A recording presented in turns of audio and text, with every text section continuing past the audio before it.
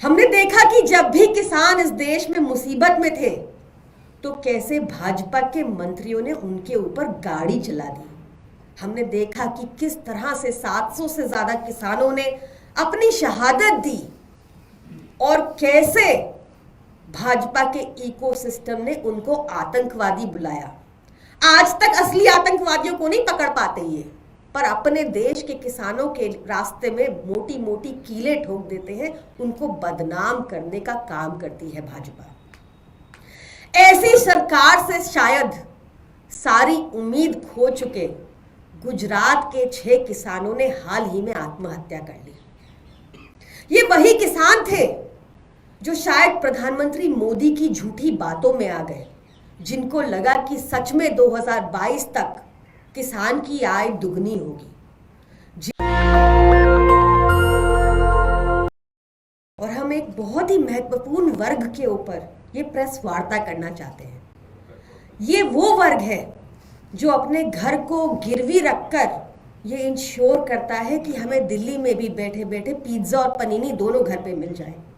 ये वो वर्ग है जो इंश्योर करता है कि हमारे पास तन ढकने को कपड़ों की कभी कमी ना हो।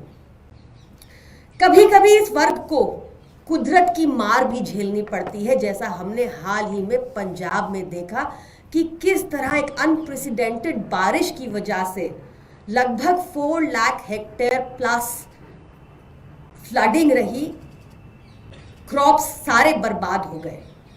हमने देखा कि कैसे वहां एक संवेदनशील सरकार होने की वजह से हमारे किसान भाइयों को 50,000 रुपए प्रति हेक्टर, जो आज तक का हाईएस्ट एवर है, विद इन 30 डेज जो आज तक का फास्टेस्ट एवर है, वो मिल जाए। हमने देखा कि कैसे श्री भगवंत मान जी ने, जो वहां के मुख्यमंत्री हैं, उन्होंने जहां खेत जिसका खेत उसकी रेत जैसी स्कीम्स को इंप्लीमेंट करवाया। हमने देखा दूसरी तरफ कि कैसे एक मॉरली और इंस्टीट्यूशनली करप्ट सरकार है जो पंजाब आई, एरियल व्यूज के लिए हेडलाइन मैनेजमेंट करने के लिए मात्र 1600 करोड़ का एक पैकेज भी अनाउंस किया, पर आज तक 1 रुपया भी पंजाब को नहीं दिया। पैकेज की बात तो छोड़िए, उन्होंने जो स्टेट डिजास्टर फंड में पड़ा पैसा था उसको यूज तक की अनुमति नहीं दी केंद्र सरकार ने, अपनी ओछी राजनीति के चलते। हमने देखा कि जब भी किसान इस देश में मुसीबत में थे तो कैसे भाजपा के मंत्रियों ने उनके ऊपर गाड़ी चला दी। हमने देखा कि किस तरह से 700 से ज्यादा किसानों ने अपनी शहादत दी और कैसे भाजपा के इकोसिस्टम ने उनको आतंकवादी बुलाया। आज तक असली आतंकवादियों को नहीं पकड़ पाते ये, पर अपने देश के किसानों के रास्ते में मोटी मोटी कीलें ठोक देते हैं, उनको बदनाम करने का काम करती है भाजपा। ऐसी सरकार से शायद सारी उम्मीद खो चुके गुजरात के 6 किसानों ने हाल ही में आत्महत्या कर ली। ये वही किसान थे जो शायद प्रधानमंत्री मोदी की झूठी बातों में आ गए, जिनको लगा कि सच में 2022 तक किसान की आय दुगनी होगी, जिनको लगा कि जिस तरह प्रधानमंत्री मोदी अपने पूंजीपति मित्रों का 14 लाख 16 लाख करोड़ ऐसे ही माफ कर देते हैं, तो शायद इनका भी 1.5 लाख 2 लाख करोड़ का खामियाजा, इनका लोन माफ कर देंगे, पर नहीं हुआ। ये शायद वही किसान थे जिन्होंने मान लिया कि प्रधानमंत्री मोदी सच में कपास की एमएसपी को 2500 रुपया प्रति क्विंटल लेकर जाएंगे, जो पहले 1500 रुपया क्विंटल था। उन्होंने सोचा भी नहीं था कि पीठ में ऐसा छुरा भोगेंगे प्रधानमंत्री मोदी की, ट्रंप के आगे कंप्लीट सरेंडर करके इंपोर्ट, जो कपास की इंपोर्ट पर 0 इंपोर्ट ड्यूटी लगा देंगे, ताकि यूएस की कपास इंडिया की कपास से भी ज्यादा सस्ती हो जाए। आपको ध्यान होगा किस तरह अरविंद केजरीवाल जी ने 2 महीना पहले लगभग एक प्रेस वार्ता करके बताया था कि कैसे एक किसान अपने घर को गिरवी रखता है उस पैसे से बीज खरीदता है, उस पैसे से लेबर अरेंज करता है, उस पैसे से फर्टिलाइजर लेता है, जून जुलाई में कपास की वो बो देता है कि नवंबर में जाके वो उस कपास को बेचेगा और अपना घर चलाएगा। पर किस तरह प्रधानमंत्री मोदी ने 19 अगस्त को एक ऐसी घटिया नीति निकाली जिसमें यूएस की कपास पे 0 इंपोर्ट ड्यूटी रही, और जब अब ये किसान अपनी कपास बेचने गए तो ऑब्वियसली इनको कोई दाम नहीं मिला, 900 से भी कम दाम मिल रहा है। मेरे साथ बैठे सह प्रभारी गुजरात के दुर्गेश पाठक जी आपको बताएंगे इन 6 किसानों की कहानी, आपको बताएंगे कि आम आदमी पार्टी ने अब तक क्या किया उनके लिए, आपको बताएंगे कि किस तरह देश भर में हर जगह सिर्फ आम आदमी पार्टी ही आज किसानों के साथ खड़ी है और भाजपा ने कैसे बार बार सिर्फ धोखा देने का काम किया है।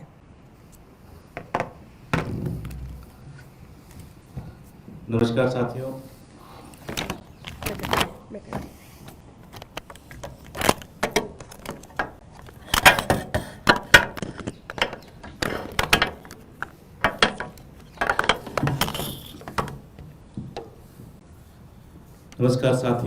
मुझे लगता है इस देश में किसानों के मुद्दों पर बहुत सारी बातें कही जा चुकी हैं और ये ऐसा कोई कॉम्प्लिकेटेड इशू नहीं है कि जिसके ऊपर कोई बहुत ज़्यादा बड़े रिसर्च की ज़रूरत है, कोई बहुत बड़े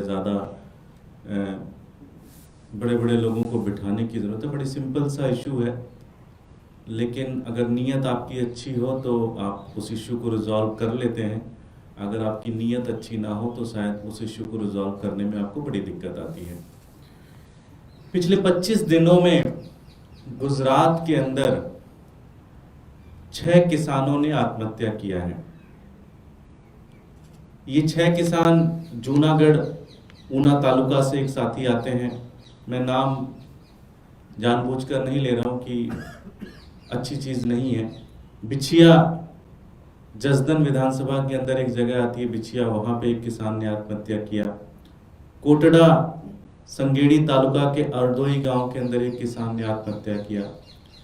सूत्रापाड़ा तालुका में वहां पर एक किसान ने आत्महत्या किया।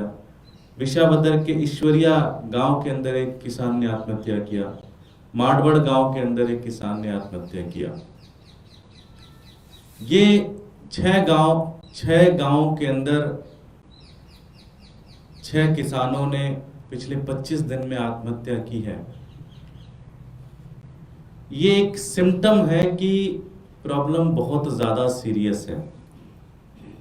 पूरे गुजरात के अंदर, जो कि गुजरात की क्या सच्चाई है जनरली हमें यहाँ तक नहीं मिल पाती।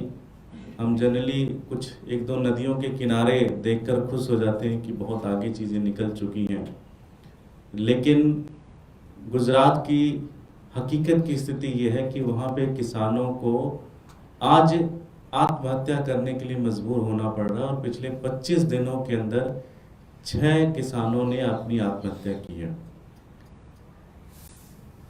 बेमौसम बरसात हुई गुजरात के अंदर, वो एक कारण जरूर है, लेकिन ओवरऑल जो किसानी है वो घाटे में है।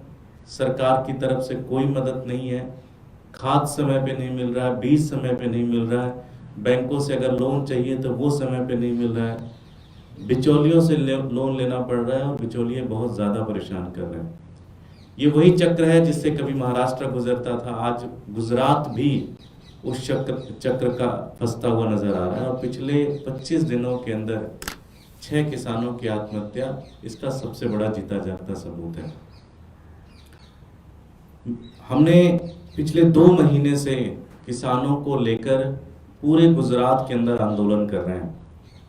आप सबको पता होगा कि करदा प्रथा एक प्रथा होती है, एक वहाँ पे किसानों का शोषण का एक प्रथा है कि अगर आप अपना माल लेके जाते हैं, अपना सामान लेके जाते हैं, तो किसी एक रेट पे जब वो फिक्स होती है तो कुछ दिन बाद जो व्यापारी है 150 केजी तो उस रेट पे लेता है, बाद में कहता है कि रेट कम करो।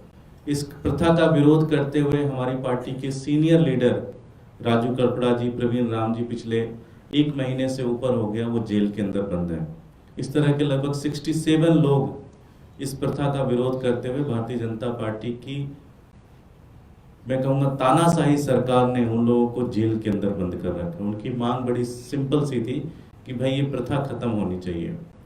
जिस जगह पर गांधी ने पदयात्रा की, दांडी मार्च किया, उस स्टेट में एक जेन्युइन चीज की मांग पर पिछले 1 महीने से 67 लोग जेल के अंदर बंद हैं। इसी तरह से सुरेंद्रनगर जिले में अभी अरविंद केजरीवाल जी, भगवंत मान जी ने किसानों के मुद्दों को लेकर एक बड़ी रैली की जिसमें लाखों लोग सम्मिलित हुए, और उसके बाद से आम आदमी पार्टी की सीनियर लीडरशिप, गुजरात की लीडरशिप पूरे गुजरात के अंदर किसानों के मुद्दों के ऊपर आंदोलन कर रही है। हर जगह पर किसान महापंचायत का आयोजन किया जा रहा है। हमारी एक मांग है कि इस समय किसान बहुत परेशान है, सरकार उनकी मदद करे।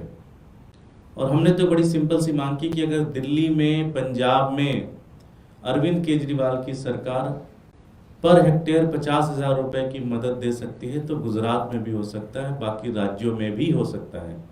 लेकिन वहाँ की सरकार इस चीज़ को सुनने को बिल्कुल तैयार नहीं है कि ये चीज़ वो कैसे करे, और उसका नतीजा ये हो रहा है कि पूरे गुजरात के किसान परेशान है, पूरे गुजरात का किसान जो है आंदोलित है, और पूरे गुजरात का किसान अपनी स्थिति पर रोने को मजबूर है।